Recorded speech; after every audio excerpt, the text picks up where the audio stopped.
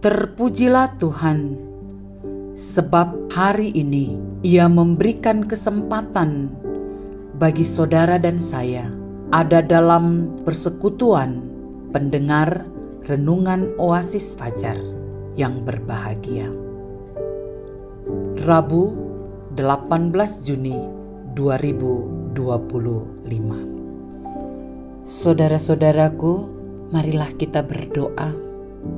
Bapa di sorga, kami sadari bahwa kami makhluk yang lemah, yang sering kali secara sadar atau tidak sadar berbuat dosa di hadapan Tuhan. Ampunilah kami Tuhan, berikan kepada kami pengajaran-pengajaran yang terus-menerus melalui mendengar firman Tuhan. Dalam nama Tuhan Yesus kami berdoa. Amin.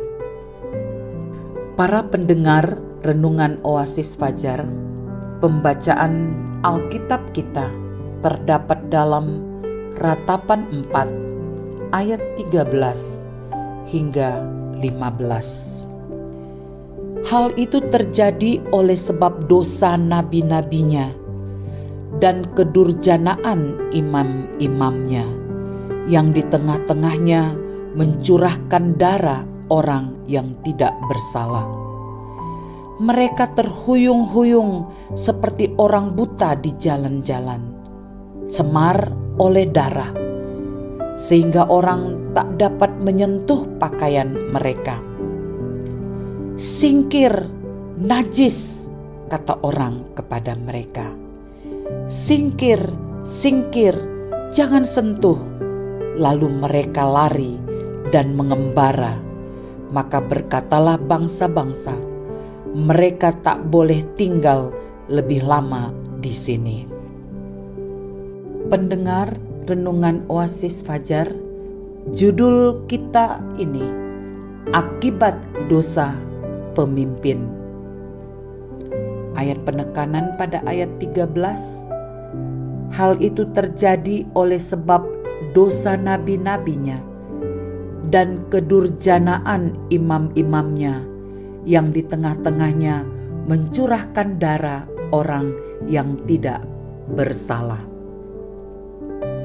Saudaraku, seorang pemimpin akan memimpin jemaatnya ke arah yang benar. Namun berbeda dari pembacaan kita dalam Ratapan 4 ayat 13. Ketika membacanya, kita melihat bahwa pemimpin di sana tidak mempunyai hati nurani akibat dosa, yaitu menumpahkan darah orang yang tak bersalah atau orang benar. Ini merujuk pada pembunuhan orang-orang yang menentang penyembah berhala dan nabi-nabi palsu. Besarnya dosa mereka membuat Tuhan melepaskan segenap amarahnya, mencurahkan murkanya yang menyala-nyala dan menyalakan api di Sion yang memakan dasar-dasarnya. Pemimpin yang seharusnya menuntun, bahkan menjadi penolong bagi jemaatnya, ternyata jatuh ke dalam dosa penumpahan darah. Dosa selalu dapat menghampiri umat Tuhan, bahkan pelayan-pelayan Tuhan sekalipun. Apabila tidak waspada, kita pun dapat jatuh ke dalam dosa.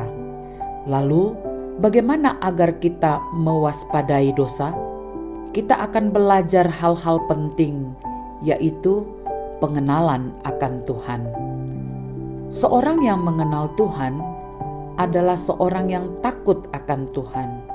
Dia akan melakukan firman Tuhan, menjauhi kejahatan, menghindar dari hal-hal duniawi.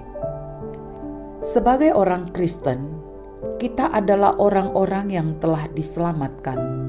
Oleh sebab itu, kita harus menjauhkan diri dari kejahatan dan dosa. Dosa adalah kenajisan bagi Tuhan. Ketika kita mengenal Tuhan dengan segenap hati, kita harus mengakui dosa-dosa kita kepadanya. Karena dengan demikian, kita akan hidup dalam kebenaran Allah. Apa yang dapat kita pelajari hari ini? Dengan semakin mempercayai Tuhan Yesus Kristus, kita akan menjadi teladan bagi orang-orang di sekitar dan tidak hidup seturut dengan dunia, melainkan hidup dalam Kristus. Dia akan terus menolong dan memberi kita pengampunan. Ketika kita mengakui kesalahan, maka Tuhan akan mengampuni kita.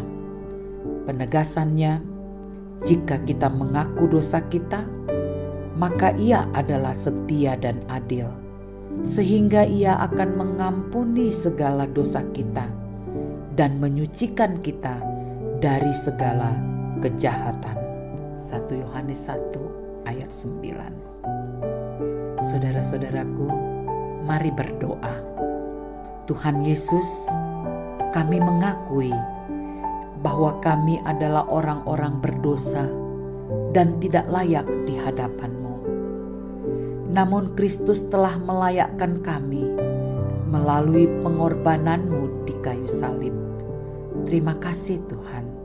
Dalam nama Tuhan Yesus kami berdoa. Amin.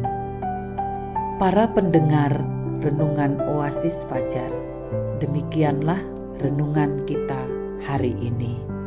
Tuhan memberkati kita. Amin.